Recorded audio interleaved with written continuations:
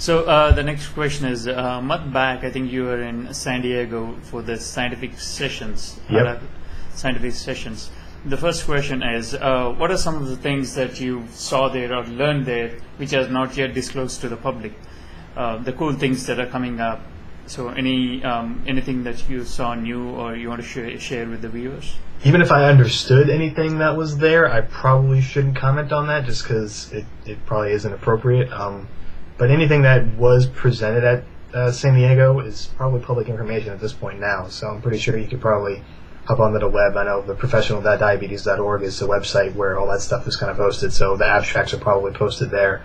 My overall takeaway from side sessions, though, was just that it was pretty inspiring to see all the people that were there for diabetes specifically. I know that all the other diseases and associations, they all have their big thing, but my connection is diabetes, and it was very inspiring to see all the people come there. There were some people that went in for a 15-minute presentation of an abstract session that lasted 2 hours. People were going to see just this one person present their findings on whatever it was, because most of the time this is highly scientific stuff. I had no idea what was going on, but it was just so cool to see these people come in. So they want to see this one guy talk for 15 minutes because, for whatever reason, it spoke to whatever they were doing professionally or personally or whatever, and it was just those types of things that were happening. And there were just so many people there, and they were all there for diabetes. It wasn't just for me, because there was definitely type 1, there's type 2 research, there's gestation, there was all kinds of other stuff going on. There's stuff that wasn't diabetes specific, but diabetes related that was there. So, I mean, I couldn't connect with, most of the stuff that was there, but everybody was there for diabetes, and it was very inspirational. It was very, very cool to be there. The next question is regarding the social media, how it's dominating the whole community. As I think social media is going to play a big role in the coming decade in diabetes. Because you use these tools a lot every day in your life. Yeah, probably a bit too much depending on who you talk to. I mean, I'm on all kinds of different social networks. I kind of wish that it were kind of a mandatory thing. Like, whenever you're first diagnosed, it's like, all right, this is insulin, this is a carbohydrate, these two things need to get well together, this is your meter, all this stuff. I kind of wish that for somehow there was some kind of a basic tutorial, like, hey, in case you need to talk to somebody, hop on Twitter, hop on Facebook, hop on the internet and talk to people. I mean, I know that a lot of people don't talk about the mental aspect of diabetes, but it really is key it's probably more important in some ways as far as your management is concerned, because if you're not into it mentally, then you're not going to be able to handle the physical aspects of diabetes. You're not going to be able to handle the mental calculations that are necessary day to day, and it helps to know that you can go online essentially at any time. There'll be somebody there to help you out and just be like, hey, what's up? I know what you're going through. Or you can just hop online and talk about whatever. You don't have to talk about diabetes, and it's definitely crucial, and it definitely helps to know that there are other people out there, even if they're not living with you, or they're not your neighbor, or they're not in the same town. You just hop online, and all of a sudden you've got that resource, that infinite resource at your disposal. And I don't think we're ever going to get to the point where that's going to be, like a standard issue whenever you're diagnosed. But I just wish that there would be an easier way for people to access that, to know that it was there, because people already know about Facebook and Twitter. But I don't think that they know that there are these little tiny subsects of Facebook and Twitter that you can kind of hop on and be like, oh, here's support if you need it. And I don't think that people... That's the thing, because whenever you're diagnosed, you're focusing on so many other things that you don't focus on the mental aspect. You don't know you need that support. And some people don't need it, but a lot of people do. And even if it's just like a high five or a pat on the back, and a lot of people don't know that it's there. That's just kind of a bummer. You have all these great tools that will help you in day-to-day life, but it's always been juggling yourself with these tools. But there is also a small factor of fear, anger, or confusion, or helplessness. So how do you deal with that in your day-to-day life?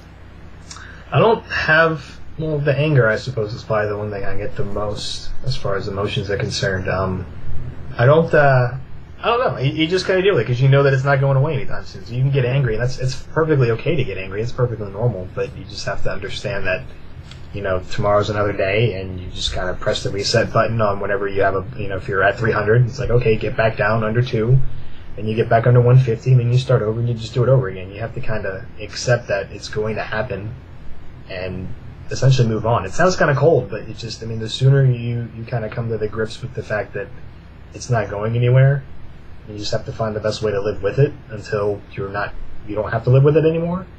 that's really the best piece of advice that I have. I mean, anger is probably the only genuine emotion that I kind of experience, more than once a week or something like that. But I suppose it's probably just anger. But again, it's just a matter of acceptance. I think that I'm at a place right now where I understand that yes, days can suck and yes, days can be awesome, and there'll be a lot of in between, and you just kind of go from there.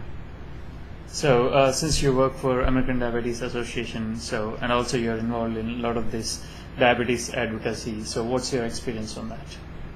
On advocacy, I'm not exactly a model advocate. I do participate in the DSMA chats, but I don't necessarily get behind every cause that's out there. Like, I know that there are a lot of things out there that people will get upset about, rightly so. I'll do my part to try and retweet and repromote stuff like that. But I'm not writing a blog post every time there's an issue, and I'm sure some people probably take umbrage with that, but I don't know. It's just, whenever I feel passionate about something, then I'll get behind it and I'll try and promote something, but I don't necessarily feel that it's my obligation as a person with diabetes to get upset or get angry or point attention to everything that goes on, because there's so many things that are out there that need our attention, and sometimes I personally feel like some things are less important than others. It's, everybody has their own online sphere. They're more than welcome to do with it what they want, but I don't know. Honestly, I don't think I'm the best person to ask that, just because, like I said, I'm not as passionate about certain issues as other people are. I'm sure if you had Kelly Kunick on, but she's active about everything, and she's like that pulse of the DOC. Whenever there's something that's going on, or something that needs to be righted, or something you need to have your attention drawn to, that's the person I usually go to first, because she's on top of that kind of stuff. I'm not that kind of person, at least right now. I might be in 2-3 years, but right now that's just not who I am right now. I don't know. So some things you learned the hard way in diabetes. Mm-hmm. I think it was just the acceptance that I was talking about earlier. It took a while to just kind of be like, okay, this is going to happen. I was going through a rough spot with trying to figure out my Lantus dosage, and I had to go through a lot of lows and a lot of highs and a lot of question marks before I could figure out what was going to work. And it was very frustrating, in part because I considered it to be a math equation, and math has always been a very easy subject for me. My brain works that well with math, and for whatever reason I couldn't figure this equation out. So that was definitely something that I had to kind of learn, that it was okay to mess up every now and then. Mistakes are kind of magnified depending on the diabetes mistake that we're talking about, but it's okay to kind of guess and check a little bit, and it took me a while to understand that it's my diabetes management, and I had to take willing to make that change. I wasn't willing to try and make the change, and like I said, it took a while to get there. I'm glad that I did, but I wish that I had known that 4 months prior. Earlier. So your final message to the diabetes community out there? Wow, it's like a final message.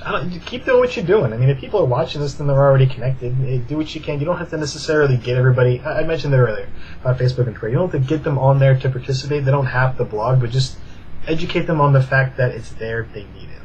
You don't have to be out there and promoting. You don't have to be out there and promote your blog specifically. Just be out there and promote the fact that there is a community of people out there willing to help if you need it. And it's not that I don't want to seem like I or anybody else in the community, we're reaching out to everybody